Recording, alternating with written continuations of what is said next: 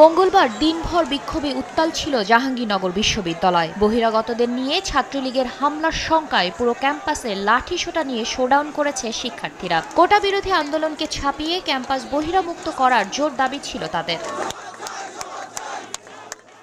কেন আমাদের উপর বোমা হামলা করা হবে? কেন ভার্সিটির মধ্যে বিভিন্ন রাজনৈতিক দল এসে আমাদেরকে হুমকির মুখে ফেলবে? আমাদেরকে ইট পাটকেল মারছে, কাচের বোতল ছুঁড়ে মারতেছে, পেট্রোল বোমা মারতেছে। পুলিশ কিচ্ছু করেনি, পুরো টাইমটা দাঁড়িয়েছিল।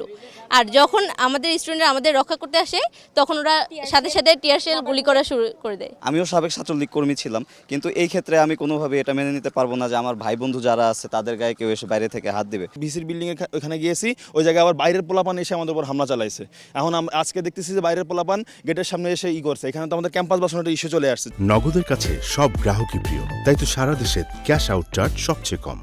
যারা বাইরের আছে তাদেরকে অতি সত্বর গ্রেপ্তার এবং তাদের বিরুদ্ধে আইনানুগ যে ব্যবস্থা নেওয়া, সেটাই হচ্ছে আমাদের এখন প্রথম দাবি। মঙ্গলবার বিকেল 3:30 থেকে ঢাকা আরিচা মহাসড়ক অবরোধ করে বিক্ষোভ শুরু করে শিক্ষার্থীরা। এ সময় পুলিশের একটি গাড়িতে ভাঙচুরও করে বিক্ষোভকারীরা।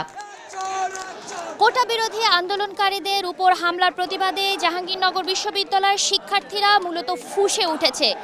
বিশ্ববিদ্যালয় ক্যাম্পাস থেকে গড়িয়ে সেই বিক্ষোভ কিন্তু দেখা যাচ্ছে মহাসড়কেও।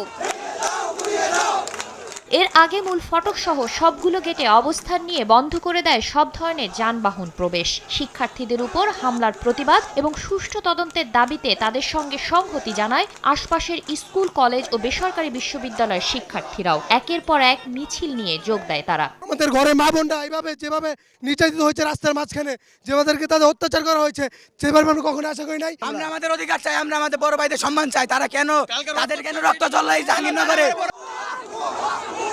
এ সময় জাহাঙ্গীরনগর বিশ্ববিদ্যালয়ের প্রক্টর শিক্ষার্থীদের থামানোর চেষ্টা করলে তাকে বহনকারী গাড়ি মূল ফটক দিয়ে ভিতরে ঢুকতে দেয়নি বিক্ষোভকারীরা। নিরাপত্তার দাবি জানায় তারা। নিরাপত্তা কোথায়?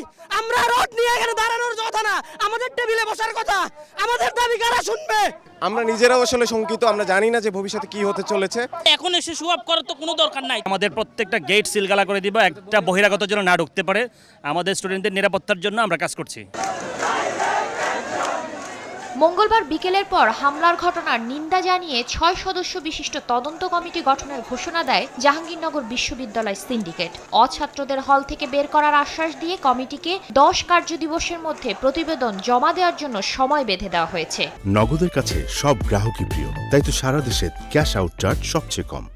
6 সদস্যের সম্পূর্ণ বিষয়টা খতিয়ে দেখে তারা একটা প্রতিবেদন দিবে 10 কর্মদিবসের মধ্যে। আর বহিরাগত প্রবেশ নিষিদ্ধ করা হয়েছে। সোমবার রাতে কোটা বিরোধী আন্দোলনকারী এবং ছাত্রলীগের সংঘর্ষ চলে। মঙ্গলবার সকাল থেকে জাহাঙ্গীরনগর ক্যাম্পাসে থমথমে পরিস্থিতি বিরাজ করছিল। শাতিলা শারমিন, সময় সংবাদ, ঢাকা।